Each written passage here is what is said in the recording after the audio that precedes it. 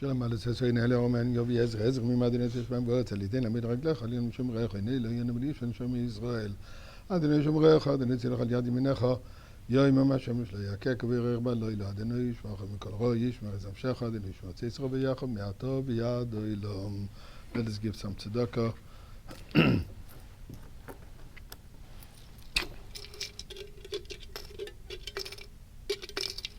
And let us share a Dvar Torah. So, as I have mentioned yesterday, till the 12th day of the month of Sivan, we're still in the spirit of Shavuos. I want to share with you a fascinating story in the Talmud. Talmud, Gemara Baba Metzia, page 59, folio B. The Gemara tells the following story. There was a major disagreement between Rabbi Eliezer, by the way, Rabbi Eliezer ben Horkanus, and the rest of the sages regarding a certain kind of an oven, how it could be rendered pure if it had become impure. A major discussion. Rabbi Eliezer was of one opinion, and the majority of the Chachamim, the majority of the sages, they were of a different opinion. Now, Rabbi Eliezer was trying to prove his point in all ways possible. As the Gemara says, Heishiv Rabbi Eliezer called Shuva Sheba'olam. He brought all kinds of arguments just available. Any kind of proper argument, V'lo kiblu himenu. The rest of the sages didn't accept it. So the Gemara continues. Amar lahem, so he told them, you know what, if I can't prove it to you by the usual way of approach of study of Torah, so he says, Im halacha kemoisi, chorov ze yechiach. If the halacha is like me, let that carob tree prove that I'm right. Carob tree, insinuating the famous tree that Rabbi Shimon ben Yochai and Rabbi Eliezer, not the same Rabbi Eliezer by the way, ate while they were in this cave. In other words, when they were divinely inspired. So that carob tree, let prove it. So the Gemara says, suddenly the carob tree was uprooted. Two opinions, either 100 cubits or 400 cubits it flew away. Impressive feat.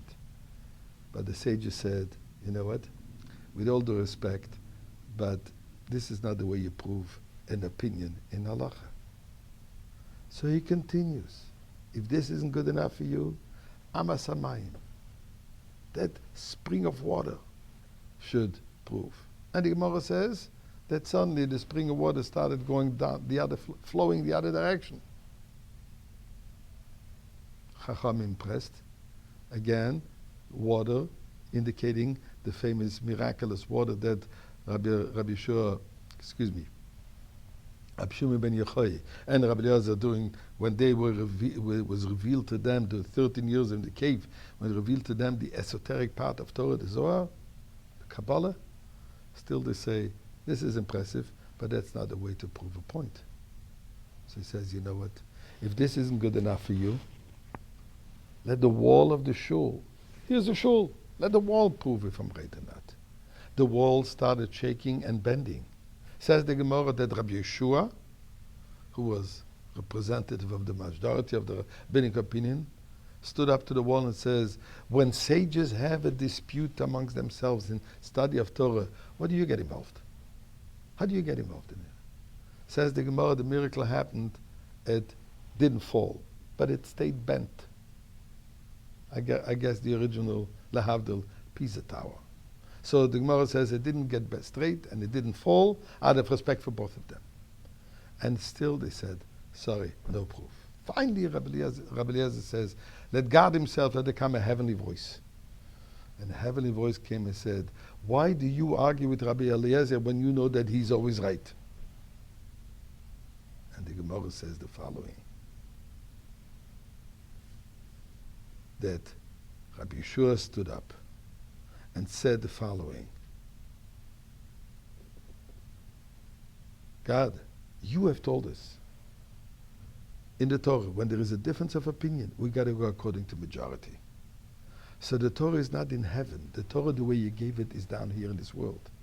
And in this Torah that you gave us, it says we got to go to majority. With all due respect, God, but the majority of the rabbis down here disagree with Rabbi Eliezer. And the halacha stayed as the majority. And the Gemara continues. At the later time,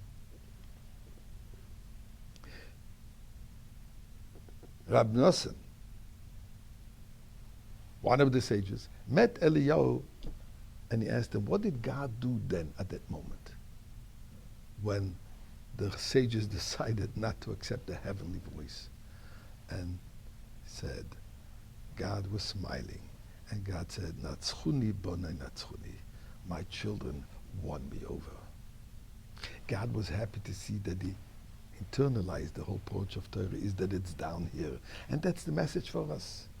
That the way the Torah was given is for us to live it, for us to interpret it according to the proper structure of Talmud, and for us to live it in a physical way.